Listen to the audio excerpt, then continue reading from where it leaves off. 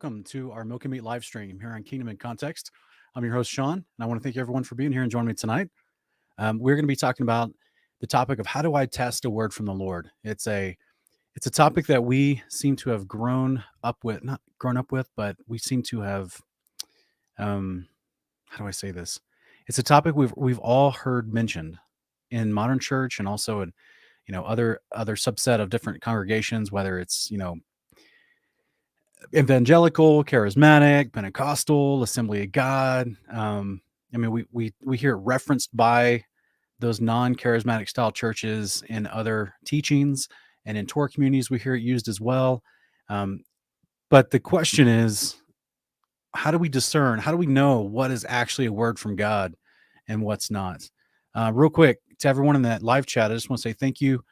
Appreciate everyone that's already here tonight, and give me some feedback real quick. How is my volume and how is um, my camera? Because it feels like there's something off. So let me know. Give me some feedback.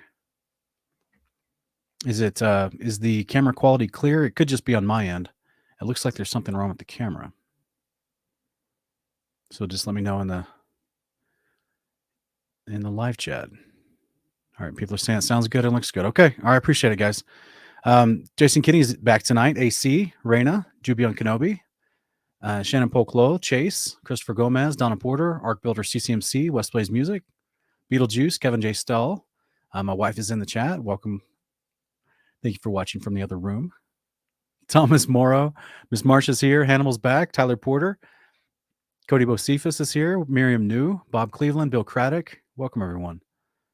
Miss Lorraine is back. Taking Back Eden FE is back. Tracy Jones, Christine Waltz, Nabi Sky, Chico 1985. Prodigal Son is back, and so many more. We appreciate everyone being here.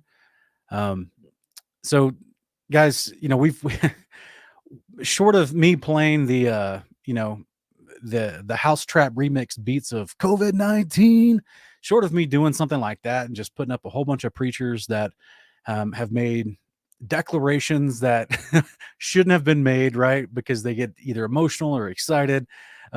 Short of me just going through a litany of people that have been on public record through television proclaiming something that they thought was a word from the Lord and that they have the authority to proclaim it and demand it, and yet ultimately nothing ever came to pass. It didn't happen. And how did anyone ever respond to that? Yeah, I think the lighting, something's wrong with the lighting.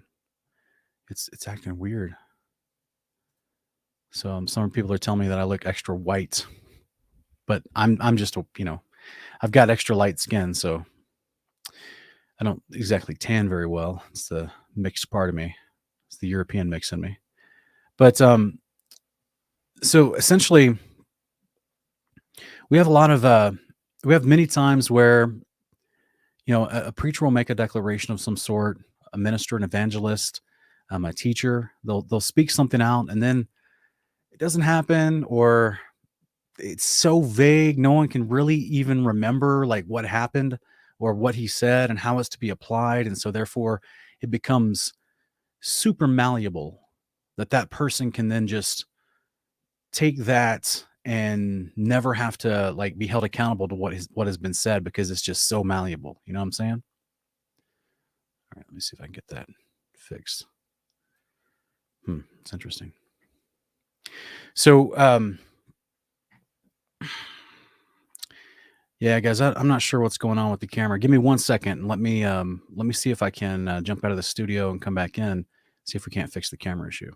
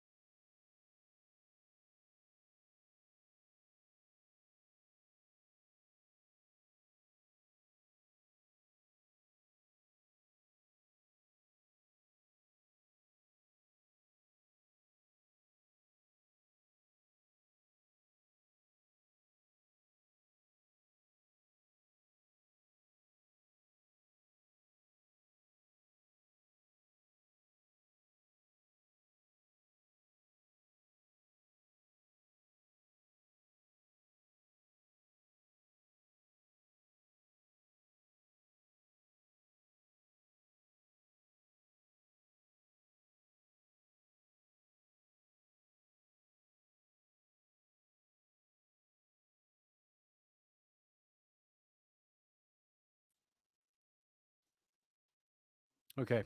Well, we're gonna have to just let it be what it is. I appreciate the super sticker Barry and also Taking Back Garden FE. Appreciate that. Thank you so much.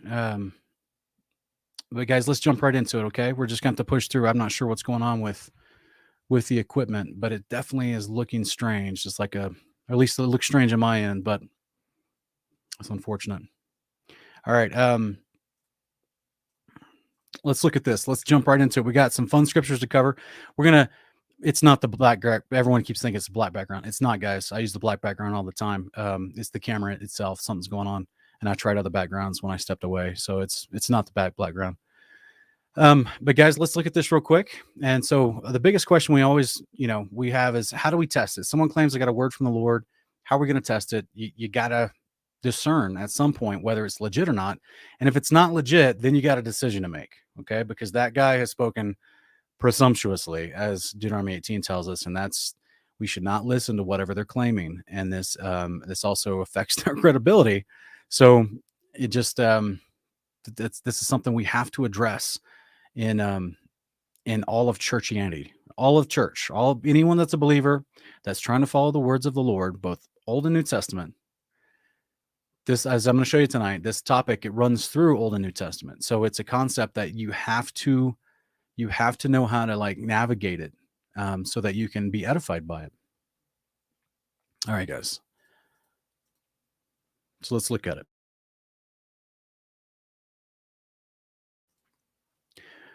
So what happens? We're going to look at two different facets of it tonight. We're going to look at prophets who are visited by the Father and were given a word from the Lord, and we're going to also look at the idea of prophesying by believers that's spoken of in the Old and New Testament. So when Abraham in Genesis 18, he was approached by the Lord appeared to Abraham by the oaks of Mamre in the heat of the day. While he was sitting at the entrance of his tent, Abraham looked up and saw three men standing nearby. When he saw them, he ran from the entrance of his tent to meet them and bowed low to the ground. So that's just in that one moment here that he saw. I'm just setting up this idea of we're going to see consistency over and over and over. The word of the Lord is said to have arrived and spoke with Abraham. And we're gonna go through various prophets throughout the Old Testament that this happened to, and even the New Testament, to give us a better grip on what does it mean when the Father sends a word, so that we can, hang on, so I gotta block someone from the chat. They're dropping spam links. All right. So guys, if y'all see something if y'all see this link in the chat to the moderators, please remove anything that looks similar to this or this. These are spammed on multiple channels across YouTube. So please remove those and the person doing it. So, so this idea of Abraham there's different ways the Father explains to us. We're going to go over Numbers chapter 12 as well. There's different way the Father explains to us how he communicates to mankind. So Genesis 20:3-5 says, one night, however, God came to Abimelech in a dream and told him, you are as good as dead because of the woman you've taken, for she is a married woman. Now Abimelech had not gone near her, so he replied, Lord, why would you would you destroy a nation even though it's innocent? Didn't Abraham tell me she's my sister? And she herself said, he's my brother. I have done this in the integrity of my heart and the innocence of my hands. So here's another example of the Father coming to someone. This time this is Abimelech. He's coming to someone and saying, hey, in a dream, right? So we're gonna look at a physical appearance of a person, like in Genesis 18, the three guys that walk up to Abraham. We look at the idea of a vision or a dream. Here's an example of someone with a dream where Yahweh is communicating to him in a dream. Goes on in 6-7 to say, then God said back to Abimelech in the dream, yes, I know that you did this with a clear conscience, and so I've kept you from sinning against me. This is why I did not let you touch her. Now return to the man's wife, for he is a prophet. He will pray for you, and you will live. But if you do not restore her, be aware that you will surely die, you and all who belong to you. Okay? So he's continuing to have a conversation, a full-on, vivid conversation, and it's referred to as a dream.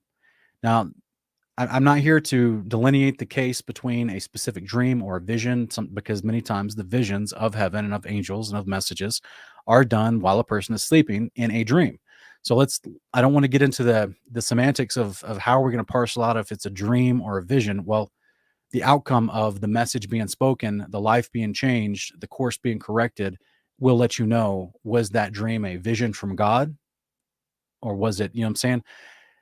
And then of course, what is being communicated in that dream slash vision has to be tested as well. All right. And so we're going to go over the verses where the Father teaches us how to test that. So we look at Jubilees chapter 12, verse 22. It says, and he made an end of speaking and praying. This is Abraham made an end of speaking and praying. And behold, the word of the Lord was sent to him through me, saying, get up from your country, from your kindred, from your house of your father, into a land which I will show you. I shall make you a great and numerous nation.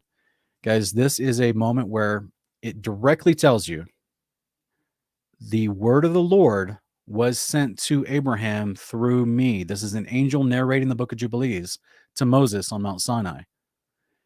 And he's explaining that when Abraham received this word of the Lord, at this point in his life, I was the one that went and spoke this word of the Lord to him. This is the job of the angels. They're messengers. This is called agency.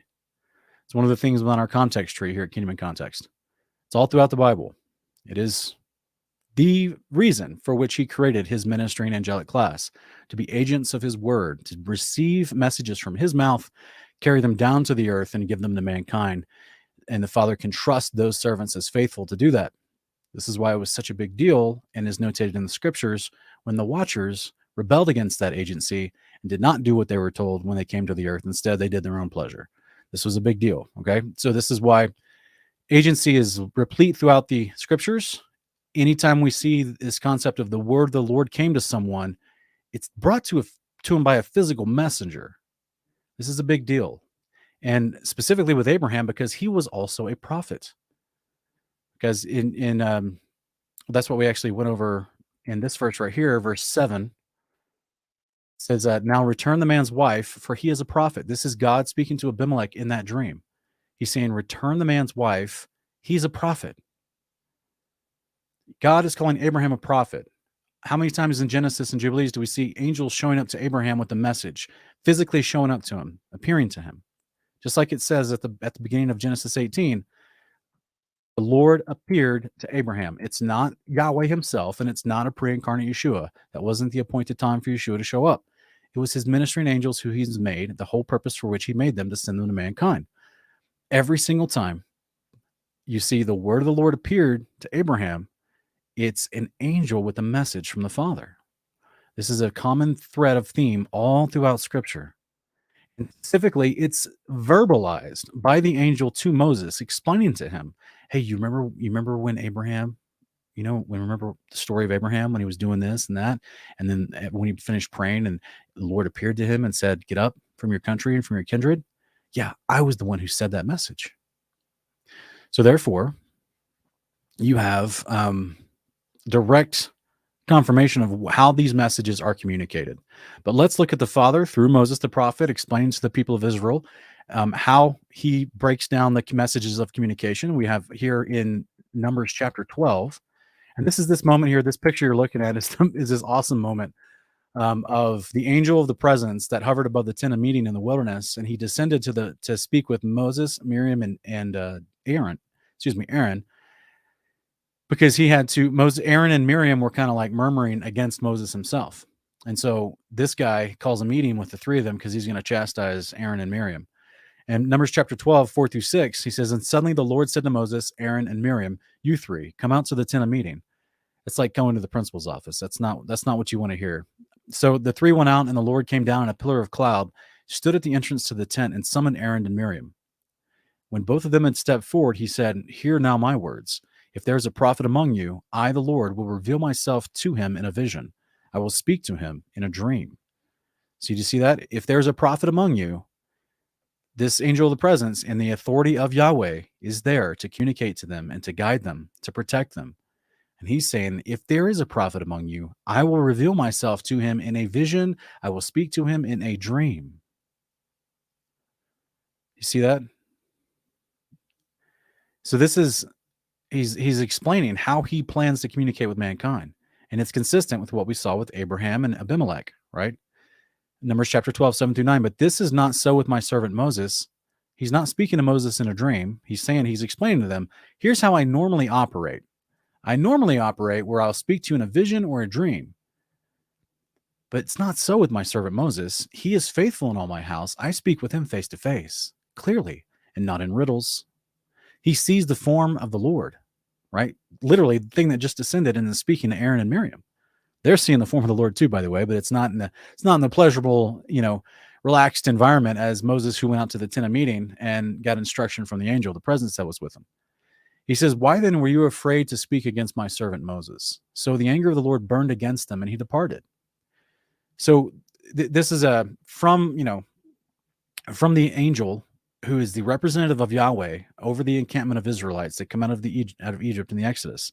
He's directly telling them, here's how we communicate to mankind, through dreams and visions. And we saw this with Joseph, right? This is why Joseph interpreted the vision, because he saw something that was very clear story of symbolism that was broken down, what was Pharaoh's call when he asked, is there anyone with wisdom that can interpret this dream for me? Well, that was Pharaoh's call, right? And then Joseph had the wisdom, as the cupbearer. Remember, Joseph had the wisdom to interpret dreams and knew what they meant. So this is where, if you're gonna come up with I saw something that the Lord told me, and it means this, and this, and you don't have interpretation for it, well, you can have some issues, for one, right? Because then how is the Father speaking clearly to you? The whole point of the idea of someone that Joseph, in the place that he was, having the wisdom of God to know what the things that were being communicated to a man who didn't follow God in a dream, that was a dream of warning, right? The Father doesn't speak to us in a way that is not that is incomprehensible to understand. We're going to go over that more in depth as we get into 1 Corinthians.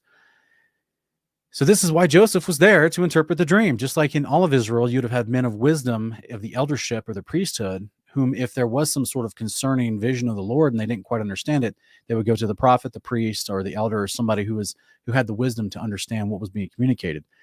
And they also would have angelic visitations to reinforce that message and clearly explain what is being said. This is why we're building. We're leading to some different ideas. So let's look here real quick as we see. This is okay. So you guys remember Samuel, the prophet Samuel, in the days of David and Saul. So in 1 Chronicles 17, 1-4, it says, after David had settled into his palace, he said to Nathan, or excuse me, this is Nathan, not Samuel. He said to Nathan the prophet, here I am living in the house of cedar while the ark of the Lord is under a tent. And Nathan replied to David, do all that is in your heart, for God is with you. But that night the word of the Lord came to Nathan and said, go and tell my servant David that this is what the Lord says. You are not the one to build me a house in which to dwell. For I have not dwelt in a house from the day I brought Israel up out of Egypt until this day, but I have moved from tent to tent and dwelling to dwelling. In all my journeys with the Israelites, have I ever asked any of the leaders I appointed to shepherd my people, why haven't you built me a house of cedar? No, now then you are to tell my servant David that this is what the Lord of hosts says. I took you from the pasture, from following the flock, to be the ruler over my people Israel. I've been with you wherever you have gone, and I've cut off all your enemies before you. Now I will make for you a name like the greatest in the land, and I will provide a place for my people Israel, and will plant them so they may dwell in a place for their own, and be disturbed no more. No longer will the sons of wickedness oppress them as they did in the beginning, and have done since the day I appointed judges over my people Israel. I will subdue all your enemies. Moreover, I declare to you that the Lord will build a house for you, and when your days are fulfilled and you go to be with your fathers, I will raise up your descendant after you, one of your own sons. I will establish his kingdom. He will build a house for me, and I will establish his throne forever. I will be his father. He will be my son. I will never remove my loving devotion from him as I removed it from your predecessor. But I will set him over my house and my kingdom forever, and his throne will be established forever. So Nathan relayed to David all the words of this entire vision. So to see this, so just a quick summary of the setting. David goes to Nathan the prophet. He's like, you know what? We should build him a temple. We should build Yahweh a temple. It sounds great. Why doesn't he have a temple? Why do we have this traveling tabernacle at Bethel? Let's go build him a temple. And Nathan's like, do what's in your heart. Sounds good. But then the father had to come in and correct Nathan. So through a vision is communicated to Nathan, hey, by the way, that's not what we want to do. He didn't call Nathan a false prophet. Nathan got corrected. You see what I mean? And Nathan, as it says, Nathan relayed to David all the words of this entire vision. So this is another layer of agency that was entrusted to the prophets. Then I don't have time to go into it tonight, but there's another story in the scriptures about a prophet who was considered a prophet of Israel, but he disobeyed the Lord and did not give the message he was supposed to give. And the Lord killed him for it, because this was an extremely important part of the Father's Torah, that he needs unhindered communication lines. He needs to be able to know that I can communicate from his throne on the seventh layer of the firmament above down through to down to the ground level where we live in the earth, encompassed by the firmament made on day 2. He needs to know that he can get that message clearly and without static down to us. Okay. So as a result of this, hey guys, you can, if you're asking questions, we always take questions at the end. So you just be patient and be patient. Just try to remember to ask your questions at the end. So essentially, basically, if the Father can't trust his angels to get messages communicated clearly to mankind, that's step 1 of a problem. But then if he has faithful angels and they try to communicate it to the person who's been ordained as an ordained prophet to communicate that message to the people that need it of mankind, that's the second layer of problem, right? That he has to get through. Because ultimately, if an angel showed up, let's put it like this, even when the angel of the presence was literally hovering in the sky above them that whole time, they still didn't obey him until that angel told Moses what to say. And then Moses was like, this is what we're going to do, guys. So there's something that the Father's built into mankind. They want to listen to one of their own. They want to listen to a man who leads and rules over them. This was one of the problems that had erupted within the Israelite community, where they were not satisfied just with having judges that told them and adjudicated the law righteously, or attempted to. The series of judges, as well as the warrior judges that rose up to defend them, they weren't pacified with that. They asked for a king. And this is why Yahweh tells the prophet, look, I know you're sad that they're asking for a king, but remember, they're not rejecting you, they're rejecting me, right? I've been king over them, but they're rejecting me. That's why they want a man king that they can look to, right? This is why Yeshua is sent to become one of us. He's our priest and our king and our high priest. Just as the priesthood was chosen amongst men so we can sympathize with their weaknesses and understand what they've gone through, in like manner, the king also is chosen from amongst the men so the people respect him because they know he's one of them. So even though an angel can show up and say to these people, hey, here's what you should do. Look at all this amazing power. I'm sitting here and everyone's terrified. But then they walk away and they're like, yeah, but he doesn't show up every day. Like, where is he? We can't he doesn't just show up when I call him. I can't go and make an appointment with his secretary and go see him. You see what I'm saying? Men are built to look for other men for leadership. It's just the way mankind was designed. Father knows this because he's designed it. This is why he has these levels of agency. And within those levels of agency, he has to have trusted lines of communication. Otherwise, you've got problems, miscommunication, confusion, static. Paul's going to address this as we're going to go later as we look at some of his writings. So this is the idea. Even when good intentions are there, like David says to Nathan, hey, man, we should build God a temple, man. He doesn't have his own house. And Nathan's like, yeah, that sounds good. Go and do what's in your heart. And then Nathan has to be corrected later with an actual vision to which he's trusted to relay this stuff responsibly back to David to alter David's course of action. David is not, David is not being, like punished in any way because he's just zealous for the Lord. But he just didn't understand exactly what the Father's will was on this particular issue at this time. And it had to be accurately communicated to them. So the Father trusted Nathan for that. You guys remember this moment here with Elijah on Mount Sinai, where he goes down there after 40 days, because this is after he ran from, this is in 1 Kings chapter 18, or 19, I should say, after he ran away from Jezebel, who's trying to kill him.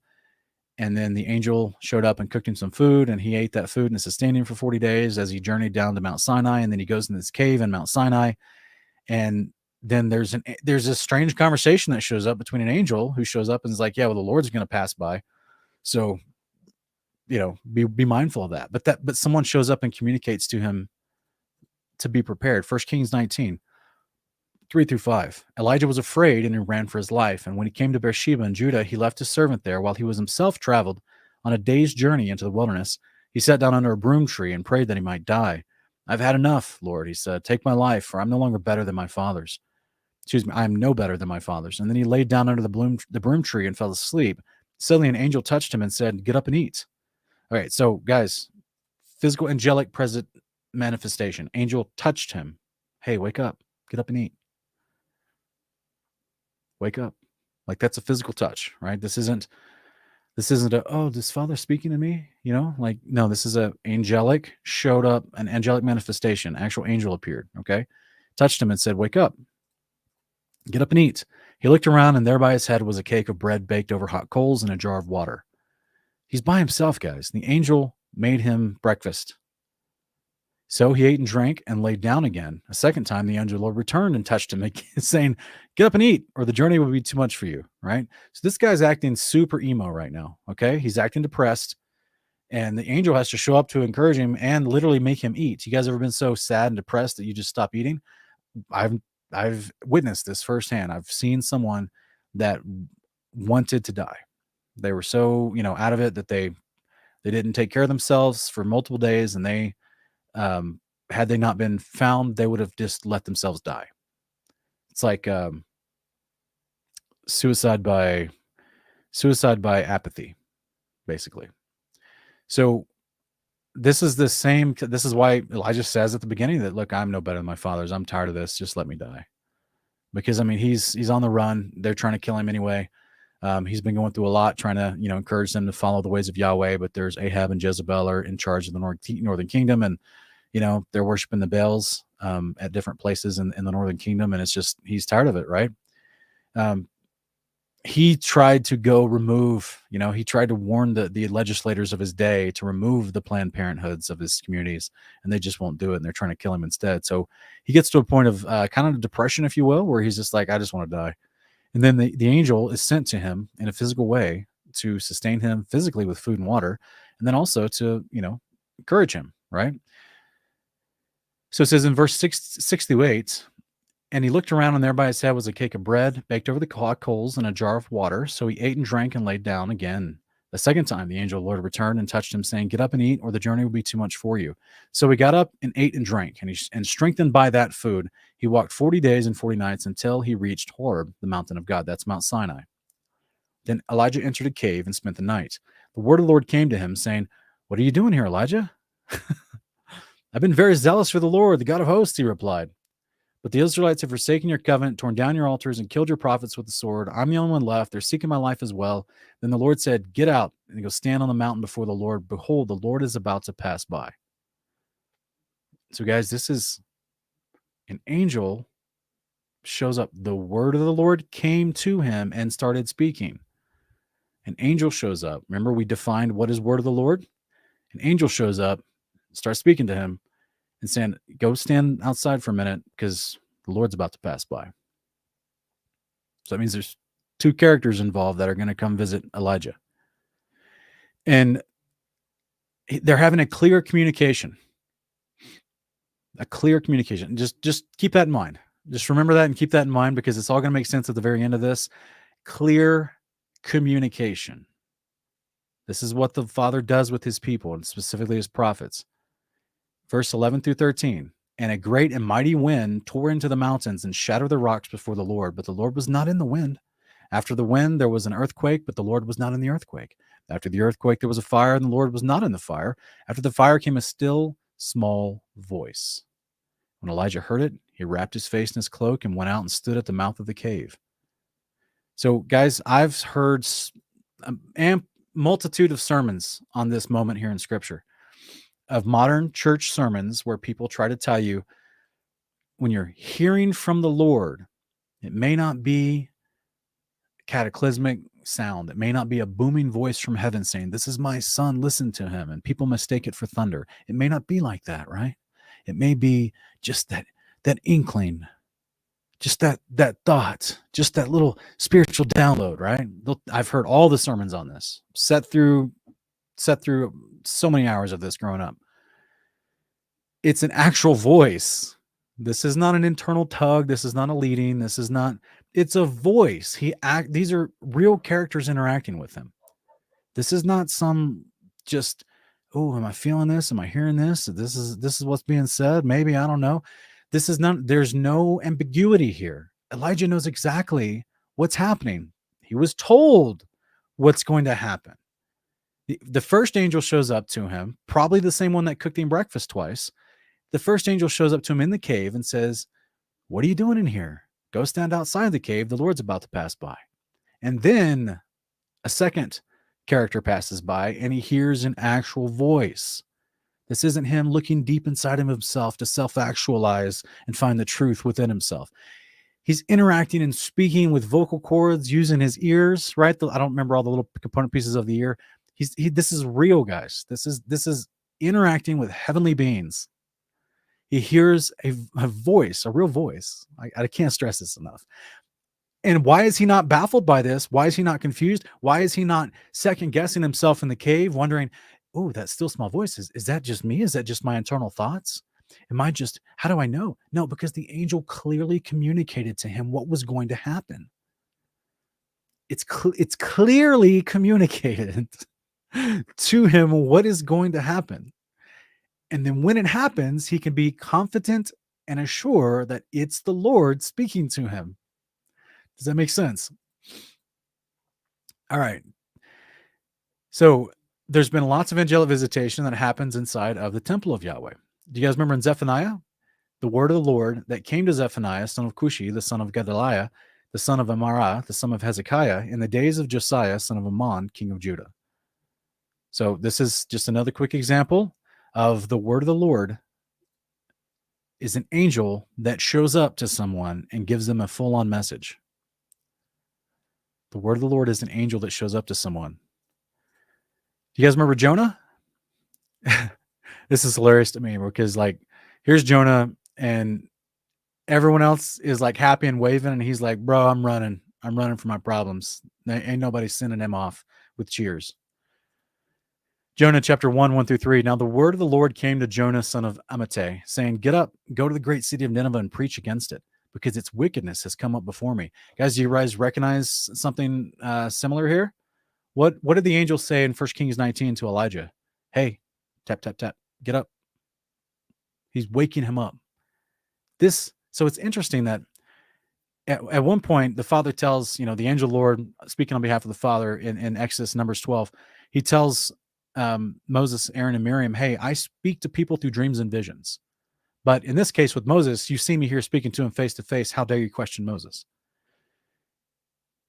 Just assuring to Miriam and Aaron, like, you guys already trust people that have dreams and visions that get validated. Why aren't you? I'm literally here speaking to Moses and you're questioning him. What the heck is wrong with you?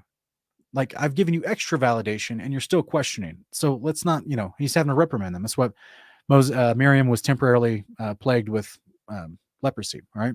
Or plague, actually, technically. So this is a unique moment. Just the angels show up, they speak, they say something, just like in the 1 Kings 19, asleep. So this isn't a vision. He's woken up from his sleep. And there's a physical manifestation of an angel there to say, hey, get up and eat. I made some breakfast for you.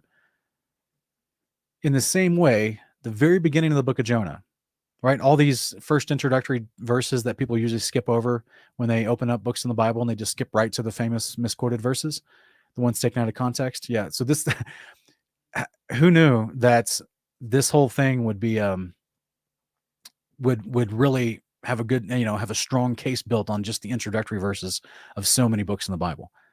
This understanding that the word of the Lord, that's your immediate identifier to know an angel showed up to this person and said something to them. It's just that simple. So Jonah chapter 1:3, the word of the Lord came to Jonah, son of Amittai, saying, get up, go to the great city of Nineveh and preach against it, because wickedness has come up before me. Jonah, however, got up to flee to Tarshish, away from the presence of the Lord. So there's an angel. That's just like the angel of the presence.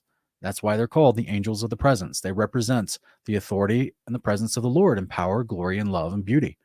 So therefore, this thing wakes Jonah up with a message. Hey, I got a mission for you. And instead he's like, nah, I'm going to just step away from you and I'm going to go the opposite direction.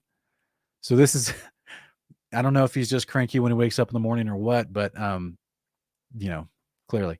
So guys, I just want to actively reach out to the mods in the live chat. Please go ahead and block all the spamming that you see, and go ahead and just block those as diligently and as fast as you can. I really appreciate it, guys. And anyone that's listening, do not investigate, do not copy paste, do not click on any links, just ignore it. All right, guys. So, and moderators, just block them. They're bot accounts. Don't just block them all. Don't worry about putting them in timeout. Just block them. Okay. So, so he's running from the presence of the Lord. 2 chapters later, Jonah chapter 3, verse 1-3 says, the word of the Lord came to Jonah a second time. This is a physical manifestation of an angel. And he says to him, get up, go to the great city of Nineveh, proclaim to it the message that I gave you. And what's so hilarious about this, guys? This is after Jonah's resurrected in chapter 3. So the first time he's just, I don't know if he's sitting there, if he's asleep, but he's been told to get up. So that means I'm guessing he's sitting somewhere or laying down. The second time, this is after he's resurrected, he's told the same thing, get up. And it's like, can you imagine being resurrected? And that's the first words you hear is an angel being like, get up, come on, dude, get up. I got something for you to do.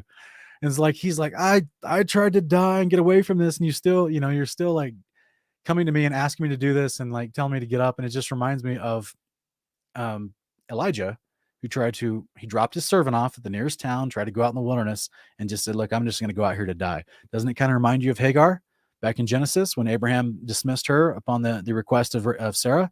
Hagar just goes out in the wilderness and just is like, I'm just going to sit here until I die, right? Just being super emo. Jonah is like, all right, well, I'm going to run away from the presence of the Lord somewhere over here, just like Elijah thought he was doing. But the presence of the Lord brought him back. As in, after he's resurrected and the whale brought him back. I can, it'd be hilarious if this was a movie, right? And then the whale spits him out and he's resurrected and he just opens his eyes and coughs up some water and the angel's just looking at him again. He's like, oh, so you thought you could leave, huh? Don't you remember you volunteered for this prophet gig? You signed up for this. You raised your hand and said you'd be faithful to the Lord to carry out his messages to the people, right? It's time to do your job, right? So like, I could just imagine this would be a hilarious little skit. Going through all this and finally get resurrected, and then you just still you're not any further away from what you tried to run away from. It's just hilarious to me. All right, guys. So we have also, like in Isaiah's day, right? Remember, Isaiah saw amazing visions of angels in the heavenly temple and the throne. Isaiah chapter 38, 4-6, and the word of the Lord came to Isaiah, saying, go and tell Hezekiah that this is what the Lord, the God of your father David, says. I've heard your prayer. I've seen your tears. And behold, I will add 15 years to your life. I will deliver you and the city from the hand of the king of Assyria. I will defend this city. So here's another wonderful example. The word of the Lord came to a prophet. That prophet accurately and faithfully communicated that same exact message verbatim, I'm guessing verbatim, to the person it was intended for. The prophets were conduits. They were middlemen. They were intermediaries between these angels that showed up with a direct, clear message. Everything that we've read so far, guys, I want you guys to think about this for a minute. And I want you to be conscious of this as we go through these scriptures. Everything we've read so far, the communication between angels and the prophets of God, clear.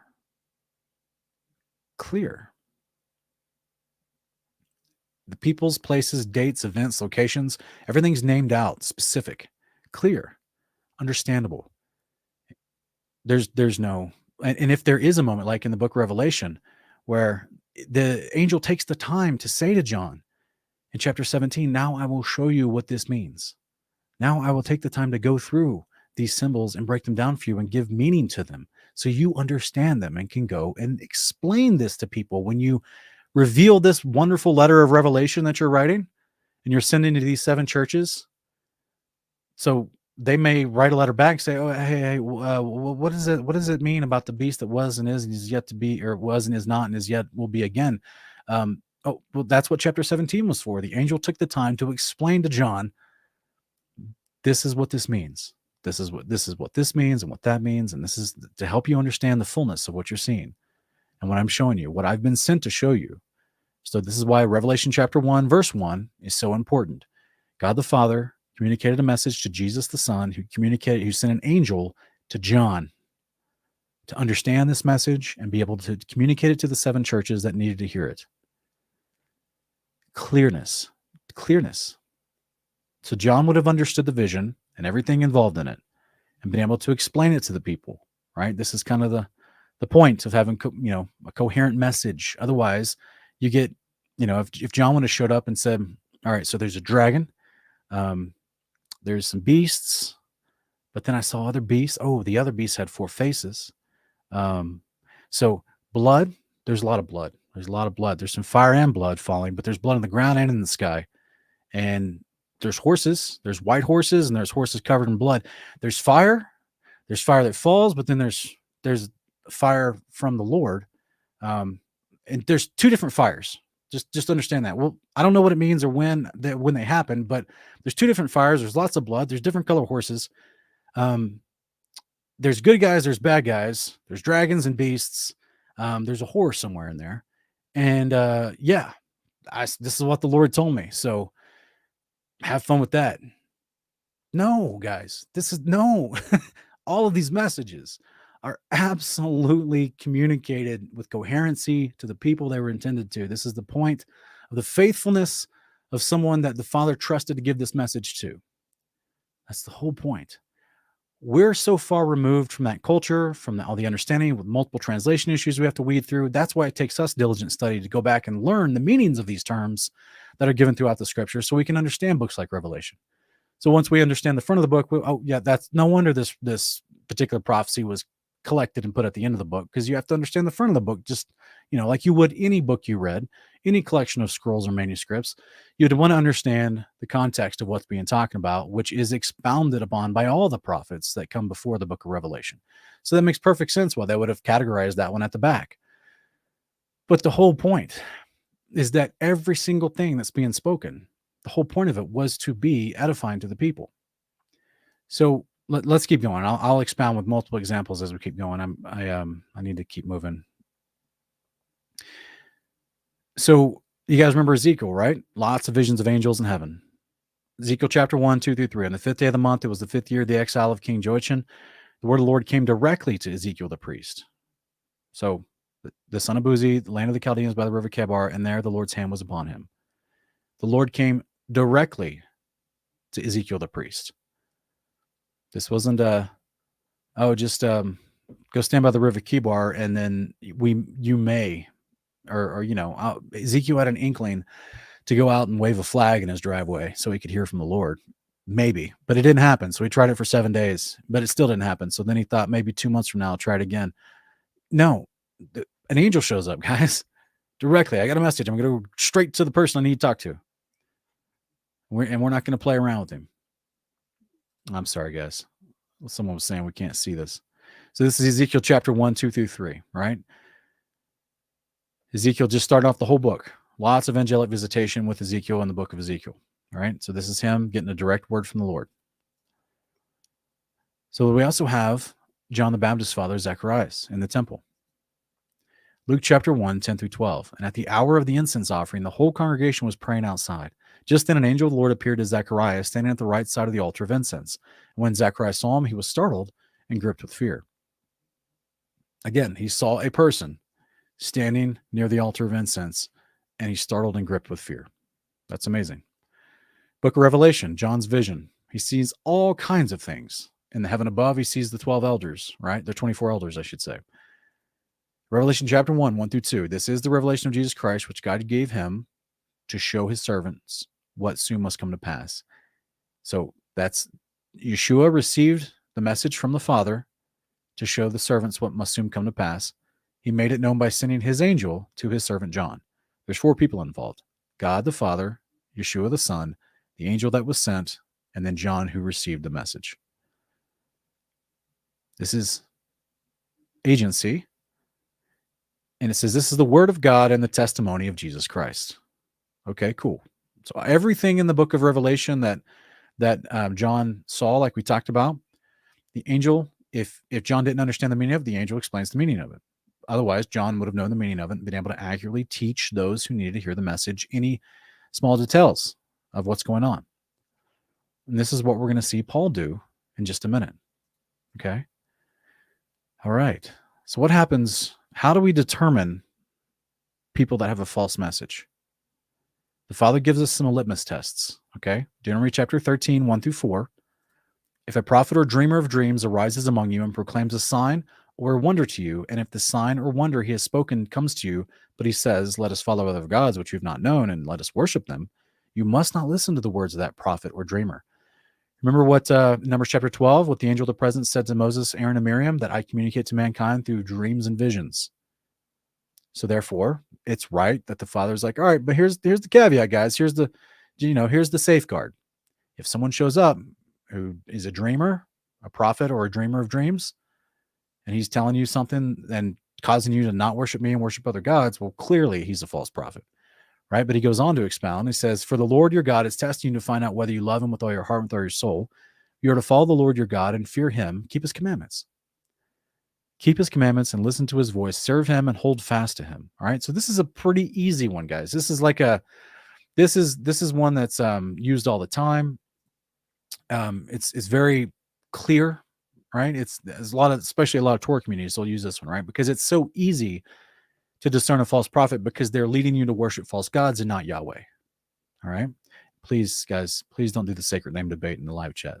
We don't entertain that on Kingdom and Context. It's about the Almighty Creator. There's only one of them and his Son. We're not going to get into the semantics of language translated words and what they're called. There is a clear distinction between worshiping Yahweh and worshiping the gods of the nations. All right. So if there's a prophet that arises and he wants you to worship the gods of the nations, he's a false prophet, no matter what his quote unquote vision or dream was. That's the easiest determining litmus test for the Father to say, all right, don't listen to him. Right. But it's not always that easy.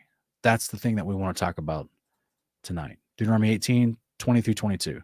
But if any prophet dares to speak a message in my name that I have not commanded him to speak, or to speak in the name of other gods, that prophet must be put to death.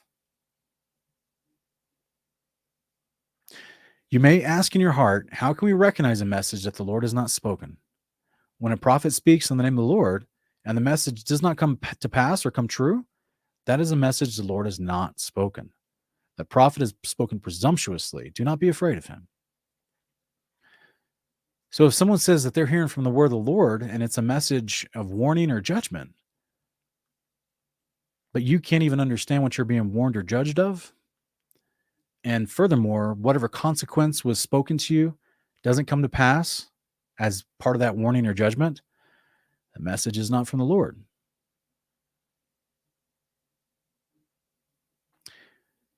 Why would the Father say, do not be afraid of him? Well, clearly, because they introduced their message as if from the Lord as a point of warning or judgment, which was very common for the prophets. This is why, in Jeremiah 22 and other places, Yahweh tells us that this is why I sent my prophets to you, so that you could turn back from the wrong path and get on the right path, right? Get on the walk in righteousness and do the commandments. People that had transgressed the covenant and left the covenant were warned by the prophets. People that just needed better discipleship were instructed by the priests and the elders. Does that make any sense? So therefore, if someone comes to you and says dire warning, and whatever they're saying either incoherent or has no physical, tangible, understandable outcome, and then if they do actually mention a tangible outcome and it doesn't come to pass, that whole scenario is bunk. The whole scenario is off. Do not be afraid of him. That warning was not from the Lord. That was someone speaking presumptuously. And if it was 3,000 years ago, that person wouldn't be alive for very long. So you definitely don't want to be afraid of him. All right. Do you guys remember this beautiful moment, one of my favorite moments here in Numbers chapter 11? So in fact, this was I actually used this passage in a video I did, a Morning Cup of Context I did several years ago. It's called Acts 2, Nothing New. And strangely, the rest of our conversation here for the next 30 or 40 minutes is going to be The same message, which is we're going to dive into the gifts of the Spirit and see the difference between a prophet of the Lord getting a word from the Lord versus people that start prophesying. Because there's a difference. There's a big difference. So we just laid out lots of scriptures to help you understand what it looks like and who is communicating the quote word from the Lord to a ordained, established prophet. Not just a random person, someone that Yahweh chose and he ordained as the trusted mouthpiece for the angels to speak to. You see the difference there? Versus, like this moment here in Numbers chapter 11, when the Spirit starts dropping, people just start prophesying randomly. But what are they prophesying? We're going to get into that. Numbers 11, 24 through 25. So Moses went out and relayed to the people the words of the Lord. He gathered 70 of the elders of the people and had them stand around the tent. That's the tent of meeting, where the angel of the Lord would have been hovering over. Then the Lord came down in the cloud and spoke to him and took some of the spirit that was on Moses and placed that spirit on the 70 elders. So guys, this is a physical angel comes down onto the ground, just like he does in Exodus 33 and speaks to Moses face to face. But this time, whatever he gave to Moses, he now walked and gave to the other 70 elders that were circled around this tent of meeting. And it says, as the Spirit rested on them, they prophesied, but they ceased. Some versions say they didn't do it again. Others say they just ceased. But the moment that this angel touched them, they began to prophesy. All 70 of them. Think about this for a minute, guys. What are they saying? All 70 of them. What are they saying?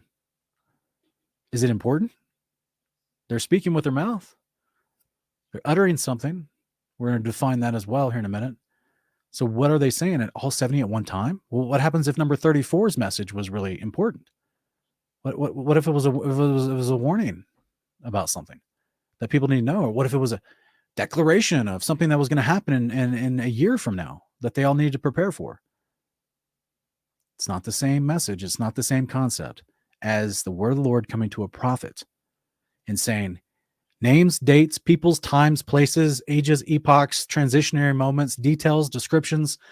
It's a very different concept. So let's keep going and we'll expound upon this idea of what does it mean when people just randomly prophesy. Numbers 11, 26 through 27. 2 men, however, had remained in the camp, one named Eldad and the other named Medad, and the Spirit rested on them. These are probably my two favorite random supporting characters. These are probably the best NPCs in the whole Bible, right? Eldad and Medad. Just these random dudes that were. What's so funny is it seems like they were supposed to have been with these 70, so that would have made them 72, but they didn't show up. But it says that the Spirit went and got on them too and rested on them too. So this is kind of interesting. I don't know why they didn't show up, but that was just interesting to me because I believe Yeshua started out with 72 disciples and then they whittled themselves down to 12. So put these two guys with the other 70, you got 72, and these guys are supposed to be there. They weren't, but the angel didn't care. He's like, yeah, you're getting it too. So it went out on them and they started prophesying. And they were among those listed, but they had not gone to the tent. They prophesied in the camp. Interesting. Numbers 28, 29 to 28 and 29. A young man ran and reported to Moses, Eldad and Medad are prophesying in the camp. Joshua, son of Nun, the attendant to Moses since youth, he spoke up and said, Moses, my Lord, stop them. But Moses replied, are you jealous on my account? I wish that all the Lord's people were prophets and that the Lord would place his Spirit on them. So this whole concept, Moses doesn't care that Eldad and Medad, he realizes this could have only come from the angel that just showed up. That's kind of the point of this. And the Spirit's dropping for a reason. And that these people all prophesying in a moment and then stopping, like, this is a good thing. It's okay. So I think this is fascinating that we don't even get the message of these 70 elders plus the 2 Eldad and Medad in the camp. We don't get any of the message of what they were saying. We don't have a clue what they were saying. Their prophesied message or whatever came out of their mouth was not recorded by any scribe. Moses, Aaron, the angel of the presence who initiated this moment, did not tell them, hey, write down what they're saying. It's important. No one cared because it's not the same. It's not the same as a prophet of the Lord getting a word from the Lord that was intended to have clear communicated warning or whatever, right? Names, dates, places, nations, kings, cities, time periods. A year from now, I'm going to come back and tell you you're pregnant with child. Sarah laughs. You see, it's clearly communicated when the Father wants something that's important that the people need to know, and he trusts certain levels of agency to communicate that. This idea of the Spirit dropping and you just start prophesying is something very different. So you guys remember that character the prophet Samuel speaking to Saul the Benjaminite. Saul becomes king. Samuel is led to the Benjaminite Kish and his sons and picks out Saul as the king of Israel, first king of Israel. 1 Samuel chapter 10, 3-4. And then you will go on from there until you come to the oak of Tabor. So this is a quick moment. We're jumping into the book of Samuel a little bit, just as a quick, just to speed you up to the context here. This is Samuel that is being instructed by, this is Saul being instructed by Samuel to go do something. Okay. But he is going to go and run into some prophets, and something happens. So it says in 1 Samuel 10, 3-4, then you will go on from there until you come to the oak of Tabor. 3 men going up to God at Bethel will meet you there. And this is kind of the important point of context here, guys. The God at Bethel is the angel of the presence that hovered over the tent of meeting that was currently residing at Bethel, which was on the hill. So 3 men going up to the angel of the presence, hanging out at the tent of meeting at Bethel, will meet you there. One carrying 3 young goats, another carrying 3 loaves of bread, and another carrying a skin of wine. They will greet you and give you 2 loaves of bread, which you will accept from their hands. After that, you will come to Gibeah of God, the hill of God. That's actually go up to the top where they have the tabernacle of the tent of meeting established, and at Bethel, and you will go there. Well, and then in that region, that area, there's a Philistine outpost, right? It's just where the Philistines have an outpost. As you approach the city, you will meet a group of prophets coming down from the high place, preceded by harps, tambourines, flutes, and lyres. They will be prophesying. Then the Spirit of the Lord will rush upon you, Saul, and you will prophesy with them, and you will be transformed into a different person. Now, guys, this isn't, he's not physically going to be this isn't shape shifting. He's just talking about the temperament, who he is, going from just someone that isn't randomly praising and prophesying to someone that's going to start doing this when he runs into this group of prophets. Samuel's telling him the whole thing, the whole gig, right? He's telling him, look, you're going to go up to the tabernacle meeting. On your way, you're going to see some prophets coming down, and you're going to catch what they got. So be prepared. He's telling him ahead of time. So he goes on in 7-10 to say, and when these signs have come, do as the occasion demands, for God is with you. And you shall go before me to Gilgal, and surely I'll come to you to offer burnt offerings and sacrifice peace offerings. Why? Because that's where the tent of meeting was. Wait 7 days until I come to you and show you what you are to do. And as Saul turned to leave Samuel, God changed Saul's heart, and all the signs came to pass that day. When Saul and his servants arrived at Gibeah, a group of prophets met him. Then the Spirit of God rushed upon Saul, and he prophesied along with them. Guys, what are all these prophets prophesying? What is Saul prophesying suddenly? Samuel told Saul, when you meet these guys, the Spirit of God's going to rush upon you, and you're going to prophesy. Did he also tell him, and write everything down because it's super important? No.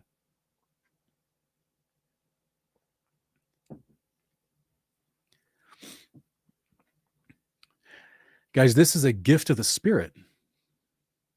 Just like the other gifts of the Spirit we're going to go over here in 1 Corinthians 12 in a minute. This is an outpouring and a gift of the Spirit. And it's not a coincidence that this is happening possibly within a football field of the actual tent of meeting. As he's going up to Bethel, where the tent of meeting was, the tabernacle.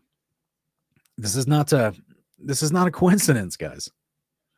This is no coincidence that those prophets playing the instruments and coming down from the hill of God were also prophesying. It's not a coincidence in Numbers chapter 11. The angel drops and the gifts of the Spirit pour out onto the people nearby that were the elders.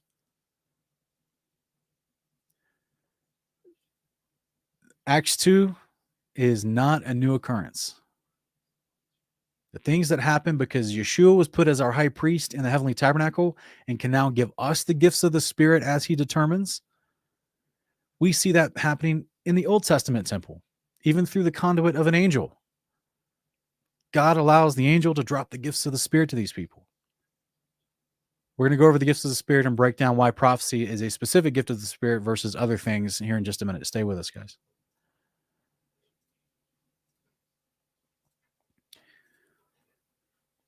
So later in Saul's life, he wants to kill David, right? So he doesn't have the same heart that he had when God changed it and he transformed into a different man earlier in his life, before, right when he was becoming king.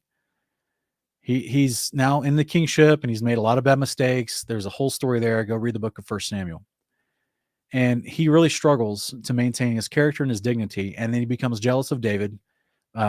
So he's trying to capture and kill David. He sends out men to try to capture and kill David. But look what happens. 1 Samuel 19, 18 to 20. So David ran away and escaped. And he went to Samuel at Ramah and told him all that Saul had done to him. Then he and Samuel went to Naioth and stayed there. When Saul was told that David was at Naioth and Ramah, he sent messengers to capture him. But when they saw the group of prophets prophesying, there's those prophets running around again. This would make for an absolutely hilarious Monty Python. But when the messengers that Saul sent saw this group of prophets prophesying, with Samuel leading them, the Spirit of God came upon them, and Saul's messengers also began to prophesy. So this is a wonderful reminder that the prophet Samuel loved the Lord, right? So it's not just like some random, very eccentric and zealous musicians that just like to run around and be like, we're prophesying. No, guys, Samuel's with them now. This was a gift of the Spirit. How do you get with the gifts of the Spirit? You willingly walk into covenant with Yahweh and do the commandments. With a pure heart, you circumcise your heart. This is why the first warning from Samuel to Saul was like, hey, you're going to be transformed, become a different man. And this is why it says God moved on Saul's heart and changed Saul's heart. And then the Spirit fell on him and began to prophesy. So did you guys know that was a gift of the Spirit? Here, I'll go back to the verse real quick. You guys see this here in a verse in the middle of this paragraph, about verse 9? God changed Saul's heart, and all the signs came to pass that day. Guys, that's the gift of the Spirit. It's called the gift of faith. Everything that we see described by the Apostle Saul of Tarsus, Paul, everything he's describing in the New Testament, he's just explaining the scriptures before him. He's explaining the Old Testament. The gifts of the Spirit are not some new thing. Jesus exemplified all of them throughout his ministry. And here, to Saul himself, to King Saul, the rebellious King Saul, he gets a gift of faith, and then he immediately gets a gift of prophesying. These are outpourings of the Spirit of God. That means there was some wonderful activity happening at the tabernacle nearby. He got in the proximity. It's beautiful, guys. So, unfortunately, though, later in his life, he tries to capture and kill David. He sends his messengers, and they run into these same types of prophets with Samuel, and they all lose their mind to the point where they stop going to try to capture David on behalf of King Saul. They abandon that mission, and then because the Spirit fell on them, and they step into prophesying along with these prophets, this group of people, with Samuel leading them. Okay, it gets better, guys. This makes me hilariously happy because this is like just, oh my goodness. I was telling my wife, I was like, this is like God's super weapon. So listen, look what happens next. It's 1 Samuel 19, 21 through 22. When this was reported to Saul, he sent more messengers, but they began to prophesy as well. So this is round 2. He's like, the other messengers, they didn't accomplish what I wanted. They just started prophesying God. And then he sends the second messengers, and the same thing happens. So then it says, so Saul tried again and sent messengers a third time, and even they began to prophesy. So if we could cue the meme at this point, this would be the Thanos meme where he opens up to get the big glove out, and he's like, fine, I'll do this myself. So then Saul's like, look, I can't trust my servants to go do this for me, so I'm going to have to go down there and do this myself. Finally, it says, Saul himself left for Ramah and came to the large cistern at Seku, where he asked, "Where's Samuel and David?" And at Naioth and Ramah, he was told. So Saul went to Naioth and Ramah, but the Spirit of God came upon even Saul. And he walked along prophesying until he came to Naioth and Ramah. Guys, okay, so this is like, all right, dude has malice of murder in his heart. He sends his servants to go find the guy who wants to murder. Servants get overwhelmed by the Spirit of God. Can't even do it. All they end up doing is prophesying. We're going to explain what that looks like in just a minute. What's literally coming out of their mouth. Saul, it's like, I got to go do this myself. Fine. I'll go myself. Same thing happens to him. King of Israel. Most powerful person in the land. Same thing happens. And boom. Suddenly, and he hadn't even got to the town yet. So this was like, further out. He hadn't even got to the town yet. It says Saul stripped off his robes also after he started prophesying all the way to Ramah. He stripped off his robes and also prophesied before Samuel. So now he actually found Samuel at this town, but he's been prophesying the whole time. He didn't go up to Samuel and say, why are you protecting and harboring David? He's a fugitive. I'm trying to kill him. You're complicit now. And so he didn't know. He just walked up to Samuel and prophesying already, and then strips off his robes. And it says he collapsed and lay naked all that day and night. That is why it said, is Saul also among the prophets? The dude literally passes out. Like, okay, so with intent of malice of murder, he travels from one city to the next to find the guy he wants to kill. Spirit of God drops on him along the way. He can do nothing but prophesy to the point where he's physically exhausted and collapses and lays on the ground naked for a day and night when he finally arrived to the group of people he's trying to get to. Completely like his whatever intent, whatever power he thought he had, completely stripped from him. Not just the clothes, but like, the malice, the intent, the anger, the hatred, the murderous heart, all of it just gone. And instead, he's just prophesying. What's he saying, though? This is, to me, like the ultimate weapon that the Father has. He's like, oh yeah, you want to hurt my people? How about I just make you praise me? It really reminds me of when Yeshua said, if I wanted to have these rocks cry out. There's something really, really powerful here, guys. So Paul tries to help us understand this and explain it to us. 1 Corinthians chapter 12, verse 4 through 8. There are different gifts, but the same Spirit. There are different ministries, but the same Lord. There are all different ways of working, but the same God works all things in all people. Now, to each one of the manifestations of the Spirit, that means something that you can visibly see and understand, that's a manifestation of the Spirit, is given for the common good. The common good. Not personal interpretation, guys. Not personal interpretation. Given for the common good of the body of believers, the ecclesia. This is not if you understand it, you'll get it. This is not for you to interpret however you want. A gift of the Spirit and what he's about to break down is for the common good of the people, so that we edification. We're going to go over this in great depth. To one there is given the Spirit, through the Spirit, the message of wisdom. All right. To another, the message of the knowledge by the same Spirit. I'm going to stop real quick, guys, because this has actually happened in my life. I actually had someone pray over me one time, and this guy, and here's the crazy part, this guy was not perfect in his ability to hear from the Lord.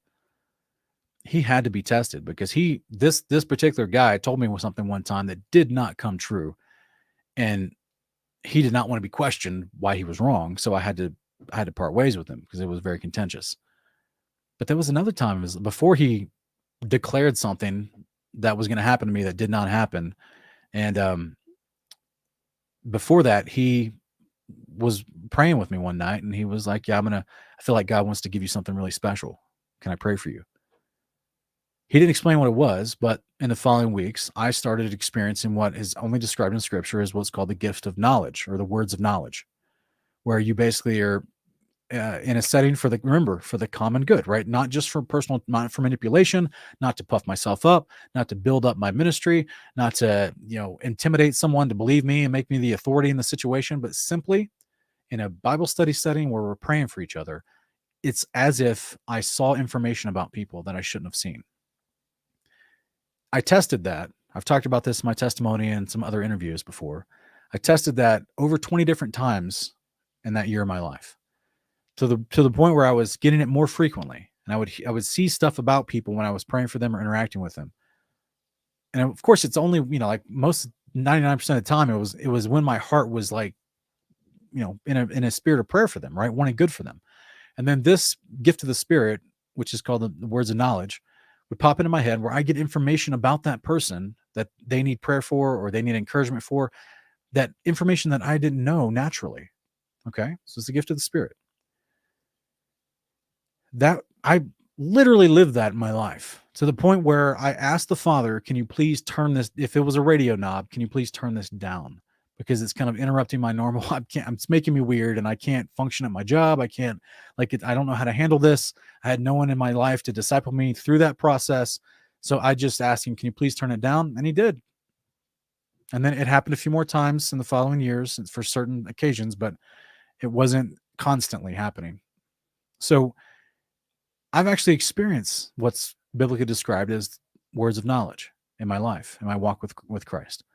And it was only for the direct edification of someone that I was praying with or speaking to or went to speak to, so that they could have a course correction, they could repent, they could be encouraged, know that God sees their circumstance and was making a way. Like I've said before, one of the circumstances was I walked up to a woman that did not know me, and she had a child around the age of 2 years old named Michael, who had leukemia. And I didn't know that. I just saw in my head, go tell her that her son Michael is going to be okay. That's all I was supposed to say. And she completely, is startled and freaked out. And, she's wondering, like, how do you know me? How do you know my son's name? Like, what is this? And I'm just supposed to tell you that your son Michael is going to be okay.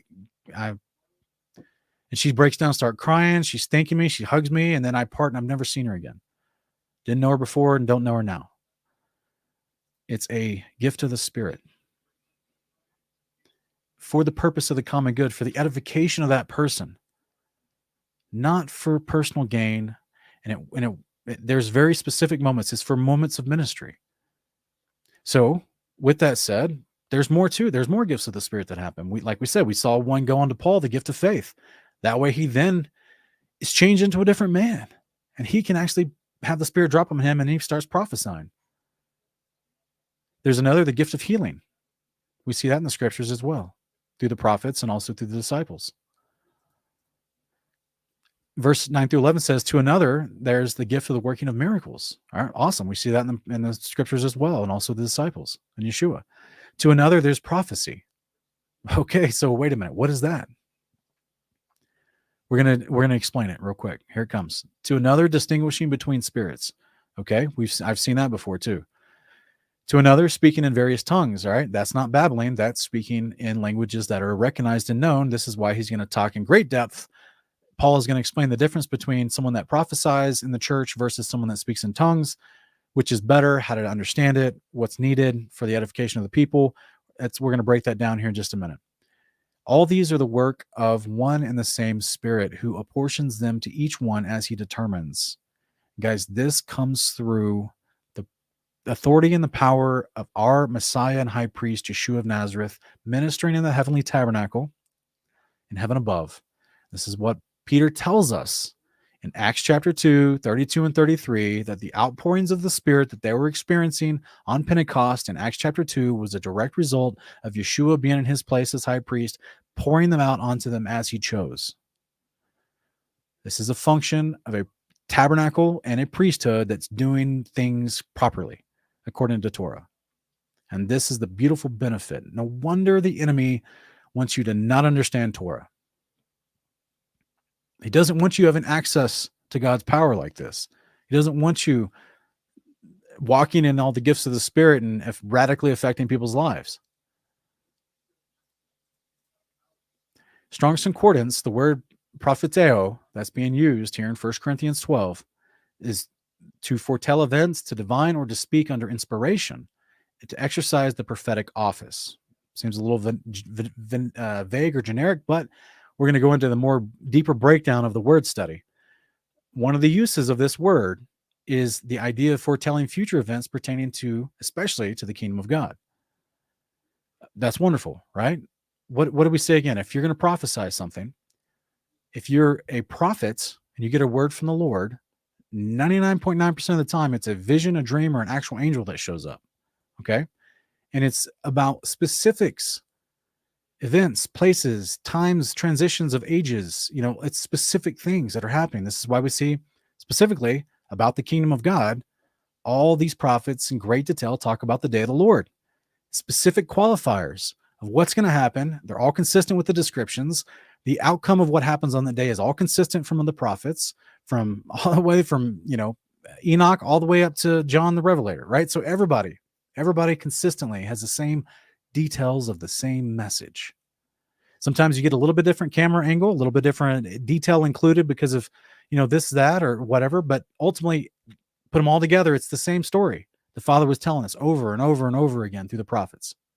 That's one way. Another way is to utter forth or to declare a thing which can only be known by divine revelation. Okay, so suddenly now you're falling into, it's like a mixture of a word of knowledge or a message of wisdom, but also remember Yeshua speaking to Nathaniel in Luke chapter 2. He's like, oh yeah, I saw you before I knew your name. I saw you over there. And then Nathaniel was like, oh my goodness, this is the Messiah, right? Yeshua's exemplifying a gift of prophecy there, right? Mixed in with the word of knowledge. To break forth under sudden impulse in lofty discourse or in praise of the divine counsels.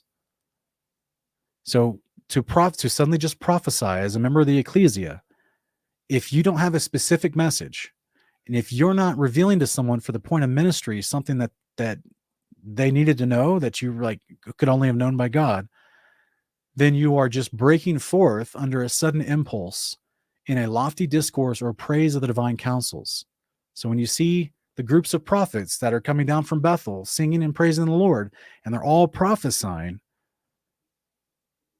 is there anyone standing by going, okay, wait, there's a whole group of them. They're all prophesying. What are they saying? Someone quick, write down. You write down what he's saying. I'll write down what she's saying. Like, hurry. No, guys. They're shouting the praises of God. They're speaking what the prophets may have already spoken before, and they're shouting the praises of God. It's just that simple. Lastly, to act as a prophet or discharge the prophetic office. These are the 4 different ways in the Greek and the New Testament that this particular word is being used in various passages. So therefore, we have to figure out what is the context telling us of how that word is being used as Paul is explaining it, right? So this is what he tries to, after he introduces the idea of prophecy amongst the ecclesia, amongst the members of the body, whom are receiving the gift of the spirit of prophecy, he's going to start focusing and honing in on 2 of those gifts specifically. This gift of tongues and the gift of prophecy. He's going to break that down for us. Real quick, though, Yeshua says in Matthew 22, 43 through 44, Yeshua said to them, how then does David in the Spirit call him Lord? For he says, and he's quoting Psalm 110:1, the Lord said to my Lord, sit at my right hand until I put your enemies under your feet.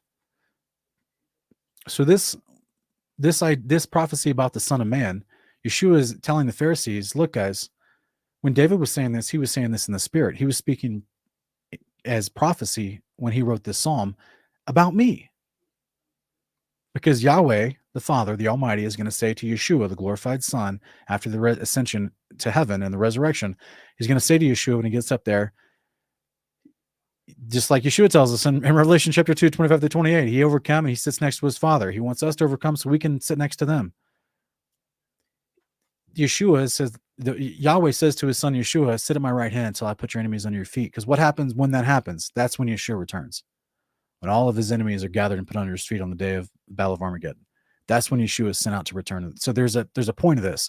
And to sit at his right hand means that he's second in all of command in all of heaven, which is the appropriate place for the high priest. So this is why Yeshua is telling the Pharisees, hey, in a prophecy directly about me, the psalmist, David, was speaking in the Spirit. So when David is speaking, the very last words of David as recorded in 2 Samuel, it says that David, these are the last words, the oracle of David, the son of Jesse, the oracle of the man raised on high, the one anointed by the God of Jacob, and the sweet psalmist of Israel. Guys, he was also a prophet. The Spirit of the Lord spoke through me. This is David speaking. He says, the Spirit of the Lord spoke through me. His word was on my tongue. The God of Israel spoke. The rock of Israel said to me, he who rules the people with the justice, who rules in the fear of God, is like the light of the morning at sunrise of a cloudless dawn, the glistening after the rain on the sprouting grass of the earth. It sounds beautiful and poetic.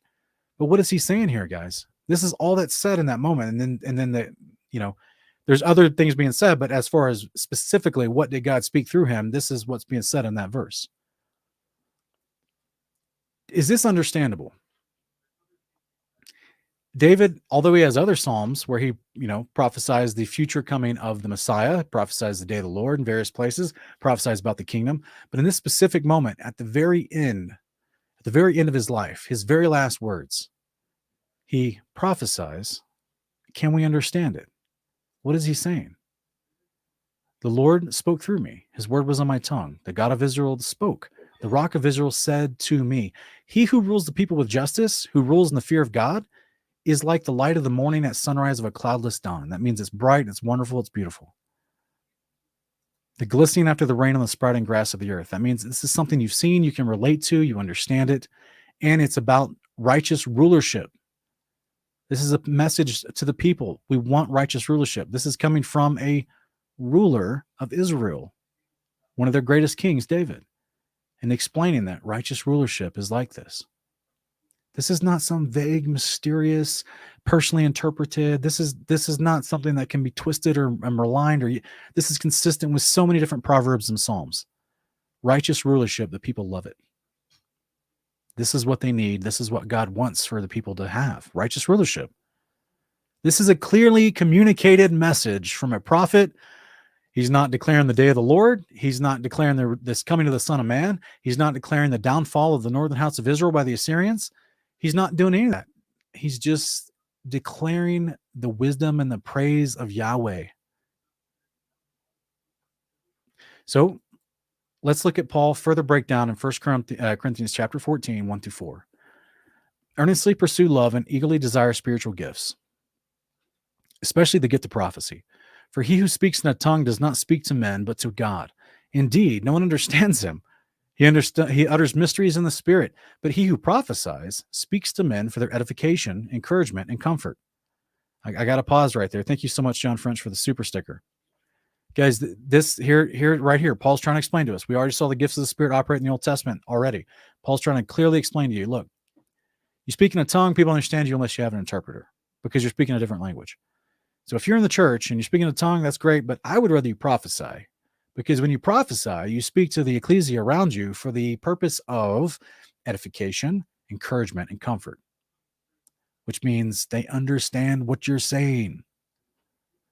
The definition of the word edification is it's an encouragement or a word spoken for moral instruction, like specifically having to do with your religious standing. So the one who speaks in a tongue, he goes on to explain, the one who speaks in a tongue edifies himself, but the one who prophesies edifies the church. I wish that all of you could speak in tongues, but I would rather have you prophesy. What would be the purpose of all of them speaking in tongues, guys? Think about what we saw in Acts chapter 2. The men from all these different regions that came in for Pentecost to celebrate heard them in their own language. The message and the truth and the beauty of Yeshua was being revealed. That's a wonderful reason for everyone in the church to be able to speak in tongues. Multiple men from multiple languages, and the 120 people that spilled out of the upper room that were now speaking in tongues were communicating to all the different peoples from the different regions who spoke different languages. Very practical reason that Paul would be like, man, I wish all you guys speak in tongues, because then all these travelers that come through this region, we could easily evangelize them. But within the church, he says, he who prophesies is greater than one who speaks in tongues, unless he interprets so that the church may be edified. He says, now, brothers, if I come to you speaking in tongues, how will I benefit you unless I bring you some revelation or knowledge or prophecy or teaching? Again, he's stressing the idea that it must edify you. It must benefit you So that a teaching to prophecy or knowledge or revelation, that means you're going to understand what's being communicated. Even in the case of lifeless instruments, such as the flute or the harp, how will anyone recognize a tune they're playing unless the notes are distinct? Meaning you can't be vague with this stuff. Guys, and I've grew up in churches. I promise you, I've been to so many church prayer meetings. I've been to worship fests where they worship God for 24 hours straight, and the musicians change, and the people in the audience are just praising the whole time. And I've been to church services and like they considered, evangelistic revivals where, people were praying up front and, the Spirit broke out and people fell out and laid down. And other people started prophesying. People started speaking in tongues, and then someone else would claim they have an interpretation and they would give their interpretation across the other side of the room. And then, people would dance and they would praise, people being cast out with demons. And then people would say, I have a prophecy, and they would stand up and they would say this message of just word salad put together. And very rarely was it, I remember literally probably could count on five, my fingers on one hand. I could count the times that I was in a service where I heard someone stand up to prophesy or be past the mic, sitting in the pew to prophesy, that what they said, it kind of made sense, as far as like, all right, well, that seems like a specific message for this congregation about something that's going to happen in the future or about what they're feeling right now. And God's trying to encourage them, comfort them. I remember this one guy stood up. He was an older man. He was like, the Lord wants to tell you, I know the troubles that you're going through. I know that, I need you to be faithful to me. And thank you for being good to each other. Very simple. But then other people stand up and they're like, oh, and the Spirit I see, and the clouds that flow, and within those clouds, the rain that drops, the dew, and then the dew that you see is going to be upon you and upon him and upon her, because with her is the power of the Lord, and the power of the Lord that flows through the things and the chapstick, and I look at the water and I see the sky and the ceiling and the carpet feels good on my feet. So I know that the Father's speaking through me, and I'm just sitting there in the pew, just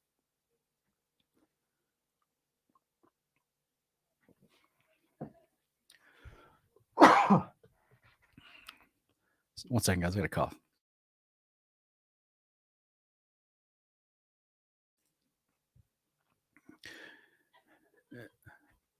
The message must be clear.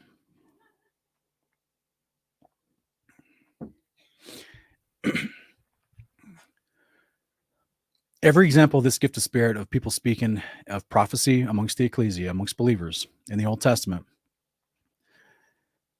and I'm specifically saying the Old Testament because I'm going to show you a place in the New Testament where we, where we actually get the actual words, right? So we looked at 2 Samuel, but it doesn't introduce 2 Samuel as that of David's last words as being he prophesied.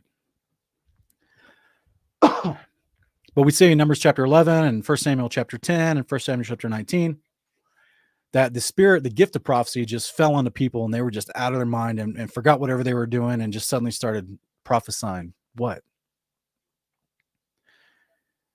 Paul is trying to tell you, if that's going to happen, it better be for the edification and the encouragement and the comfort of the ecclesia. So no wonder Moses doesn't want to stop Eldad and Medad. If it's good, if it's truly from God, okay, it's fine. Let's let him run. These other guys, these other 70 were doing it just a minute ago too. It's fine.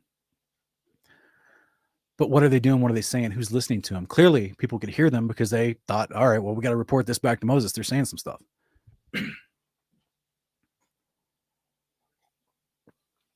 So if you're going to be heard with what your prophecy is, it should be for the edification, for the moral instruction, the teaching, revelation, benefit of some sort to the people. And as Paul tries to explain to you, it must be distinct. It must be recognizable. It must be something that you can understand that applies to you. You do not just get to grab the mic and just throw word salad around. That is not what the gift of prophecy is. 1 Corinthians 14, 8 through 11. Again, if the trumpet sounds a muffled call, who will prepare for battle? Right? Why would you, if you can't understand the prophecy, you're not going to be prepared for whatever you're trying to say to you, like a muffled trumpet. So it is with you, he says. Unless you speak intelligible words with your tongue, how will anyone know what you're saying? You will just be speaking into the air. Assuredly, there are many different languages in the world, yet none of them was without meaning. If then I do not know the meaning of someone's language, I'm a foreigner to the speaker, and he is a foreigner to me. It's the same with you. Since you are eager to have spiritual gifts, strive to excel in gifts that build up the church. Therefore, the one who speaks in a tongue should pray that he may interpret it. That's your caveat for speaking in tongues. You want to speak in tongues and know you're not just babbling? Okay. You need to also have the Father give you the interpretation, right? Or someone else that you're praying with, right? You need to have that as a normal process amongst the body of believers if someone starts speaking in tongues out loud. That's a normal, as far as, church fellowship. He then goes on to say, if I pray in a tongue, my spirit prays, but my mind is unfruitful. So what then shall I do? I will pray with my spirit, but I will also pray with my mind. I will sing with my spirit, but I will also sing with my mind. Otherwise, if you speak a blessing in spirit, how can someone know? How can someone who is uninstructed say amen to your thanksgiving since he doesn't know what you're saying? Again, Paul is stressing the point here. Whether you're prophesying or speaking in tongues, you better be understood. Otherwise, it benefits nobody. He keeps stressing this over and over in this chapter. You may be giving thanks well enough, but the other one is not edified. I thank God that I speak in tongues more than all of you. But in the church, I would rather speak 5 coherent words to instruct others than 10,000 words in a tongue. That's pretty astounding, right? Because I've been in a lot of church services where there's babbling tongues and no one knows what's going on. Brothers, stop thinking like children. In regard to evil, be infants, but in your thinking, be mature. It is written in the law, by strange tongues and foreign lips I will speak to this people, but even then they will not listen to me, says the Lord. Tongues then are a sign, not for believers, but for unbelievers. Prophecy, however, is for believers, not for unbelievers. This is why he keeps stressing so strongly the difference between tongues and prophecy, and that prophecy must be edifying to the believers. You must understand what's being communicated. So if the whole church comes together and everyone speaks in tongues and some who are uninstructed or some unbelievers come in, you see what he did there? Those who are uninstructed, he lumps them in with unbelievers. What's your instructions? The instructions of the Torah, the commandments of God, those who know the law. That's going to come into play here at the very end. He's about to bring that home as far as what he's expounding. He says, but if they come in, will they not say that you're out of your minds? But if an unbeliever or an uninstructed person comes in while everyone is prophesying, he will be convicted and called to account by all, and the secrets of his heart will be made known. So he will fall face down and worship God, proclaiming God is truly among you. If you hear a word from someone when they say God is speaking to me right now, and he says this, and this, and you're like, oh, that's interesting. I have not a clue what he's saying. They have not fallen within the parameters of the gift of the Spirit as outlined from all Scripture and expounded upon by Paul in 1 Corinthians 14.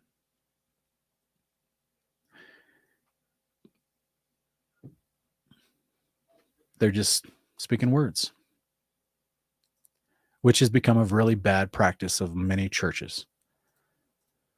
What then shall we say, brothers? When you come together, everyone has a psalm or a teaching or a revelation, a tongue or an interpretation. All of these must be done to build up the church. If anyone speaks in a tongue, 2 or 3 at most should speak in turn, and someone must interpret. But if there's no interpreter, he should remain silent in the church and speak only to himself and God. I wish people followed that.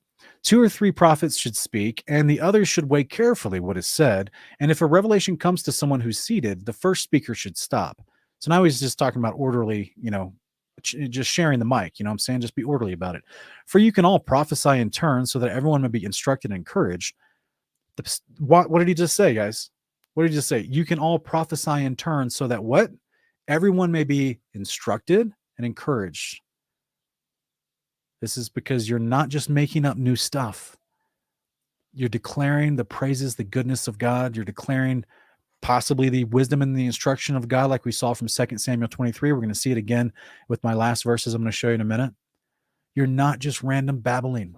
You're not making up words on the spot or connecting ideas on the spot. You're to prophesy as a gift of the outflow of the Spirit amongst the body of believers is for the edification, for the instruction, the moral well-being, to amplify, to make better, to encourage, comfort, and strengthen. And also it's a form of instruction, which means you better know the law of God. For God is not a God of disorder, but of peace, as in all the churches of the saints. If any man thinks himself to be a prophet or spiritual, let him acknowledge that the things that I write to you are the commandments of the Lord. But if any man be ignorant, let him be ignorant. So here we have him saying, look, if you think you're a prophet and you think you're spiritual, what does he say in Romans 7:14? The law is spiritual. So that's right that he then follows us up with, if you think you're a prophet, right after he talks about prophesying in the church and what it's for, and you think you're spiritual, well, you better acknowledge that what I'm explaining to you is the commandments of the Lord. I'm explaining to you Torah. This is why I said, if someone is just, the Father wants to be clear, and if someone's just going to randomly prophesy as an outflow of the utterance of the gift of the Spirit, just under compulsion, just like we saw in 1 Samuel with Saul and his messengers, just like we saw with Eldad and Medad in the 70 around the tent of meeting, under compulsion, they just start breaking out and doing what? They're not making up their own story. They're not making up a new message. No one's there trying to write down what they're saying. They're speaking encouragement, comfort, and instruction. What's called edification.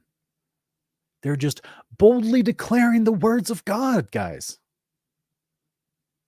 with fervor and joy, almost uncontrollably. Like I said, it's kind of like a super weapon. God can just be like, oh, you want to come hate on my anointed one? How about I just make you praise me? Think about this. The enemy is like, what does the enemy do when he takes you over? He possesses you, you speak vileness, you lie, you commit transgression of sin, you might be murderous. So like if someone's possessed, horrible stuff comes out of their mouth and their bodies do things they don't want to do. What happens when the Father drops the gift of the Spirit of prophesying on you? You speak the blessing of God for encouragement, edification, and comfort. It's beautiful, isn't it? It's not hard, guys. The ordained prophet, Yahweh sent his angels to that prophet with a clear, specific, detailed message that included the names of people, cities, or nations, and detailed descriptors of events and ages. The gift of prophecy, which is different. Yeshua, our high priest, pours out the Spirit in the form of an overwhelming expression of words that teach, instruct, encourage, or comfort. We go back to John the Baptist's father, Zacharias, in the temple. Look what he does when he's overwhelmed by the Spirit and he prophesies. Look what he says. Then his father Zechariah was filled with the Holy Spirit and prophesied, "Blessed be the Lord, the God of Israel, because he has visited and redeemed his people. He's raised up a horn of salvation for us in the house of his servant David."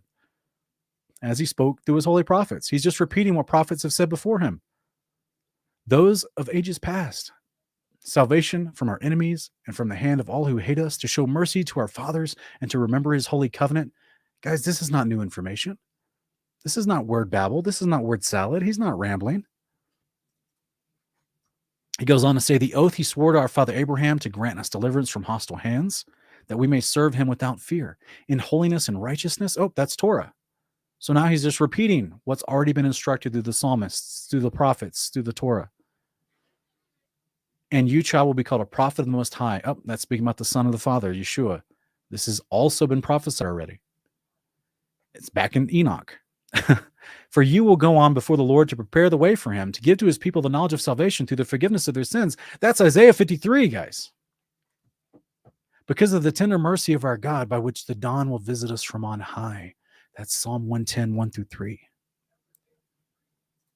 It's to shine on those who live in darkness and in the shadow of death. That's Isaiah chapter 9, verses 1-4. To guide our feet into the path of peace. This is just everywhere. It's Ezekiel 37, everywhere. This is, obviously, he's the Prince of Peace, Isaiah 9, 6-9. This is everywhere, guys. Filled with the Spirit, and he begins to prophesy. What does he say? He says coherency. He repeats the goodness and the prophecy of the Lord already given through the prophets, given by angels, with admonition to future events that are going to unfold that's already been spoken. He declares the goodness of God in a variety of ways. That's understandable. It's intelligent. It's clear. The Spirit fills Zacharias, father of John the Baptist, and he prophesies things that people can understand. This is what's so important about it. This is why Paul was so clear and tried to be clear, repeat himself over and over between chapters 12 to 14 about what is so like are you think you're cool because you can speak in another language, speak in tongues through the gift of the Spirit? That's nothing. I would rather you prophesy. I'd rather you build the people up in proper edification, instruction, comfort, and teaching. I would rather you do that because that's good for the body. It's all about discipleship. The gifts of the Spirit falls out onto whom? Saul, who had his heart changed, then he prophesies. Changed from someone that would not have normally praised God to someone that would, and then he speaks forth and declares the praises of God and the goodness of God, and possibly a prophecy heard from 2 Samuel chapter 2. Who knows? The point is, he's not rambling. He's not making up things that he can subjectively interpret. He's speaking clearly, and anyone who would have heard him would be encouraged, comforted, edified in their moral instruction. But they're not writing it down and holding him to account, because it's not technically a direct instruction from an angel to an ordained prophet of Yahweh. It's an encouragement to continue in your discipleship. It's really that simple, guys.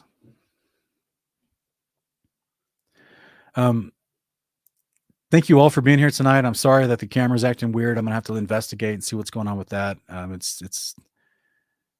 really saddened by that. But this is a run over, 20 minutes over than what I promised my wife, so I need to step off. I apologize, guys. We're gonna have plenty of time this future broadcast for lots of questions, but I need to step out. She's got dinner waiting for me. So thank you guys so much for being here.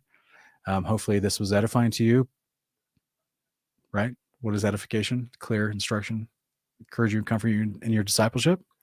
Hopefully that was good for you. And we're just so grateful for all you guys that support us as you do.